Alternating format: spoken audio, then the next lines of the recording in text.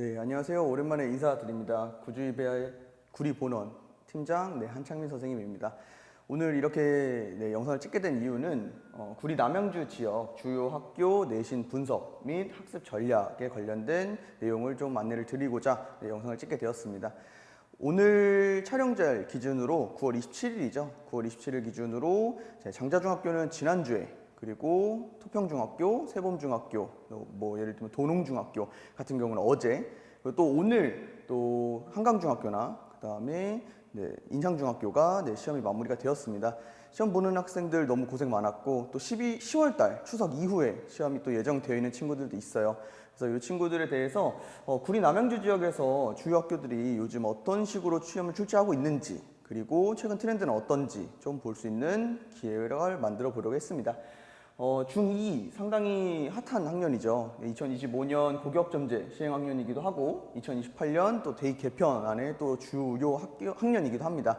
그래서 본인 학교나 그 다음에 본인 학년에서 어느 정도의 트렌드로 어떤 추세로 시험이 나오는지, 그리고 또 더 나아가서 중1 학생들은 중2가 지금 이런 추세로 시험 보고 있구나, 내년에 내가 이런 식으로 준비를 해서 이런 시험을 보게 되겠구나 라는 것을 좀 볼 수 있는 기회가 됐으면 합니다. 바로 시작해 보도록 하겠습니다. 처음 시작은 구리 남양주 지역 주요 학교 내신 분석부터 시작을 하려고 합니다. 총 3가지로 좀 카테고리를 나눠서 말씀을 좀 드리려고 하는데요. 첫 번째는 중2 중간고사 실시 학교가 확대되었다는 점입니다. 코로나 시기가 되면서 저희가 중간고사를 실시를 안 하는 학교들이 상당히 많았었어요. 실제로 2022년 1학기 중간고사를 미실시한 학교가 오히려 실시한 학교보다 더 많았던 적도 있었고, 기말만 보는 학교들이 있었는데 이런 학교들이 지금 대폭 축소가 되었습니다. 2022년, 2023년 데이터까지 보시면은 이번 시험이죠. 이번 시험은 실시하는 학교가 훨씬 더 과반이 될 정도로, 당연한 얘기지만 사실은 시험을 4번, 1년에 4번 시험 보는 학교들이 많아졌다라고 봐주시면 될 것 같고, 계속해서 미실시하고 있는 학교들은 와부, 덕소, 예봉, 중학교 이쪽 라인이라고 생각을 해주시면 될 것 같습니다. 그래서 시험이 실시가 되는데, 그럼 시험이 실시가 되는 상황에서 어떤 시험들이 실시가 되고 있냐? 두 번째로 조금 분석해 드릴 내용은 중2의 체감 난이도가 생각보다 많이 올라갔다는 점입니다. 저희가 시험을 볼 때마다 매년 이제 데이터를 산출을 하고, 그다음에 그 학교별로 시험지의 난이도 분류를 진행을 하는데, 2019년부터 2021년, 2023년 이렇게 3개의 데이터를 조금 뽑아와 봤습니다.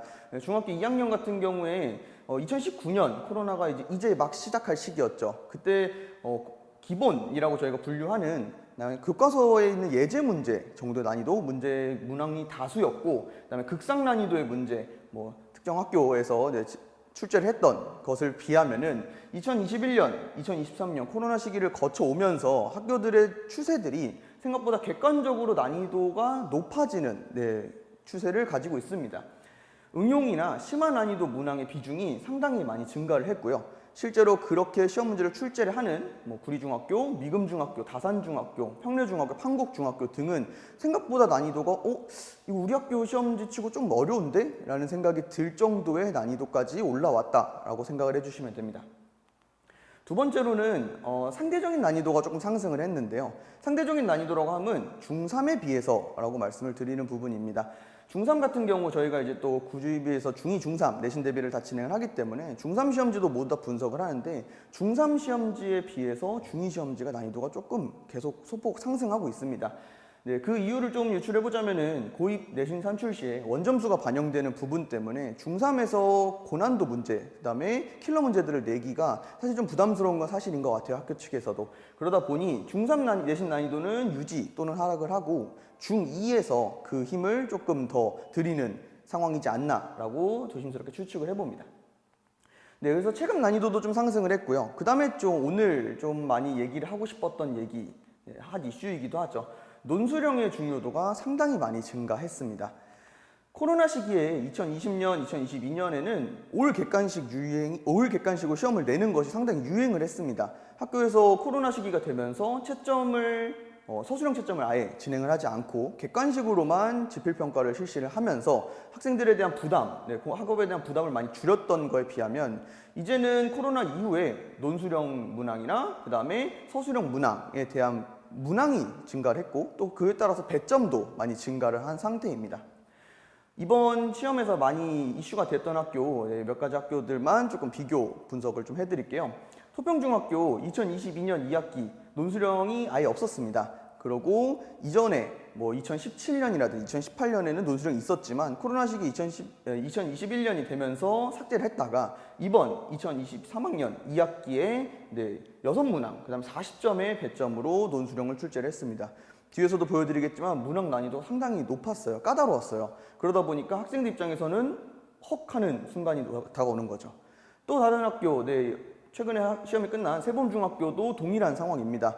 기존에 논수령이나 이런 걸 출제하지 않았다가 이번에 6문항 43점의 배점으로 출제를 했습니다. 급격하게 논수령 문항이 증가하다 보니 이것에 대응하지 못한 친구들은 상당히 여기서 부분 점수 감점이라든지 시간 분배에 대한 미스가 났을 거라고 생각이 듭니다.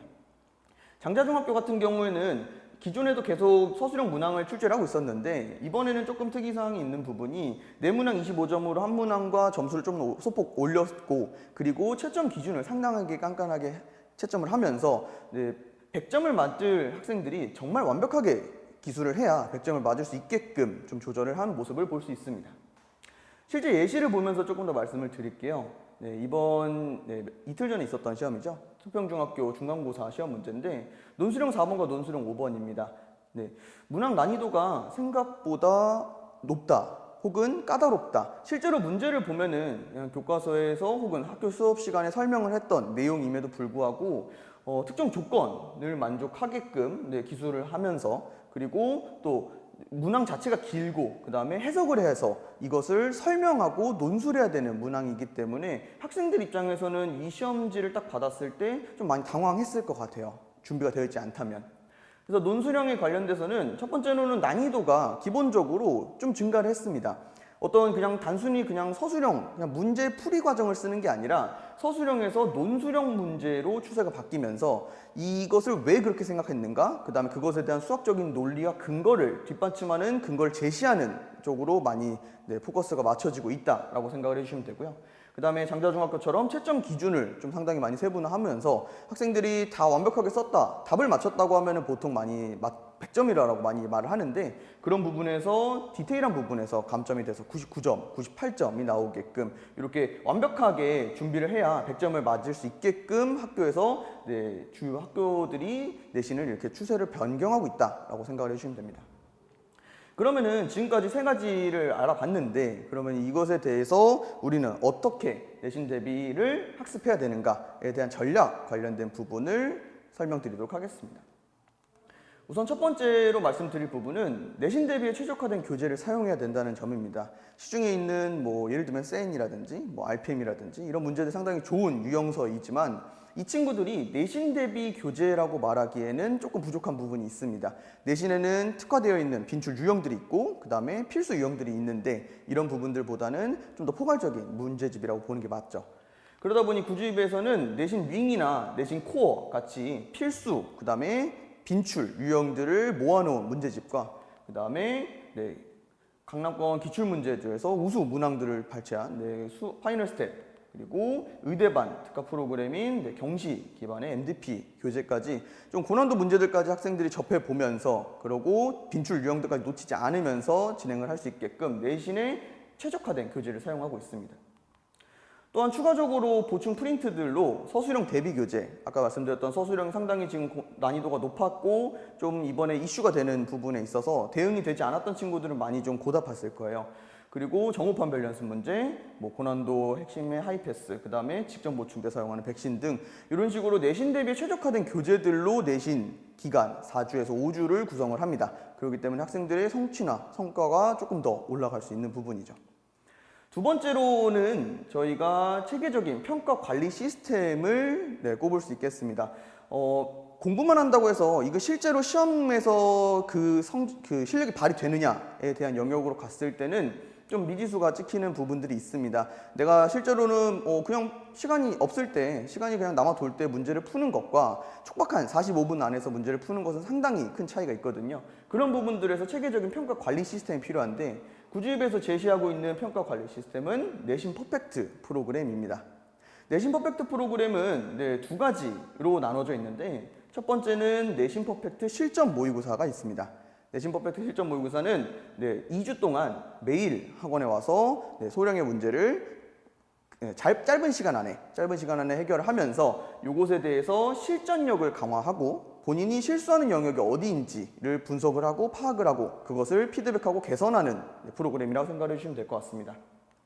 그리고 총괄평가인 내신 퍼펙트 파이널 모의고사까지 실시를 하면서 학생들 입장에서 나의 지금 객관적인 위치가 어디인지, 나의 부족한 부분은 어디인지 파악할 수 있게끔 진행을 하고 있습니다. 평가가 진행이 되면은 성적 분석표도 제공이 되고 이 성적 분석표를 기반으로 나의 부족한 부분이 어느 부분인지 그것에 대해서 어떻게 개선해 나가야 될지에 대한 부분들까지 디테일하게 피드백을 하고 그다음에 파이널 모의고사도 성적표가 제시가 되며 내신 마스터즈라고 해서 저희가 또 상위권 친구들은 이렇게 마스터즈로 게시를 하고 있습니다. 내신 대비 기간이 상당히 내신이라는 것은 상당히 예민한 구역이라고 생각을 해요. 상당히 그 트렌드가 확확 바뀌는 상황이고 그 변화에 맞추지 못하면은 그 도태되면서 점수가 깎여 나가고 그다음에 준비가 덜 되어서 후회가 되는 프로그램에 생각을 합니다. 구주입에서는 관내 구리 남양주 지역에 있는 거의 대부분의 학교를 데리고 있으면서 그 학교들의 각각의 추세들, 또 지역별로 추세들을 상당히 많이 분석을 하고 있습니다.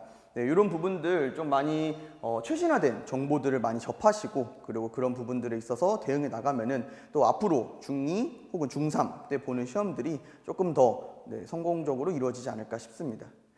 온라인이라서 제가 많은 부분을 말씀을 좀 못 드렸어요. 그래서 이런 부분들은 저희가 오프라인 설명회 때 진행을 하다 보니 이런 부분도 참고해 주시면 될 것 같습니다. 10월 21일 날 중3 예비 고1이죠. 예비 고1 설명회 구리 지점과 다산 지점에서 실시가 되고요. 10월 28일에도 예비 중1 초6 설명회가 진행이 됩니다. 그리고 11월 중순에는 예비 중1, 2, 3 그래서 중등 총괄 설명회가 진행이 될 예정이니까 오프라인 설명회도 많이 관심 가져주시고 또 이런 최신화된 정보들 또 트렌드들 많이 따라갈 수 있게끔 관심 부탁드리겠습니다. 이상으로 2023년 내신 분석 및 학습 전략 설명을 마치도록 하겠습니다. 감사합니다.